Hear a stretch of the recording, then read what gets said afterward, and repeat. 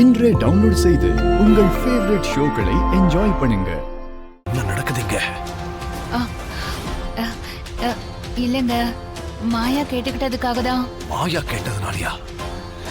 இப்ப சொன்னா போதுமா? நீ என்கிட்ட ஒரு வார்த்தை சொல்ல வேண்டாமா? பெரியப்பா, பெரியம்மாவுக்கு பரதம் தெரியும், அத குழந்தைங்களுக்கு சொல்லி கொடுங்கன்னு நான் தான் சொன்னேன். இதுல என்ன தப்பு இருக்கு பெரியப்பா? நான் என்ன கேக்குறேன், நீ என்ன சொல்லிட்டு இருக்க? வீட்டுக்கு பெரியவன் என்கிட்ட ஒரு வார்த்தை சொல்லணும்னு உனக்கு தோணலையா?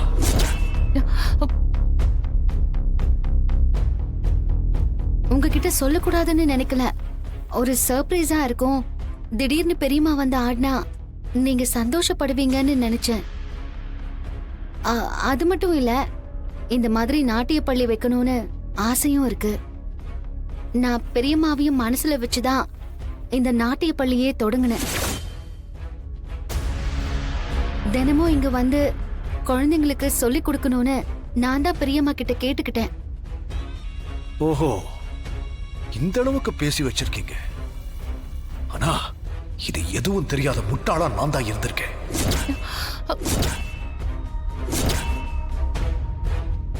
ரகு, சரிப்பா, இதெல்லாம் நம்ம வீட்டுக்கு போய் பேசிக்கலாம்.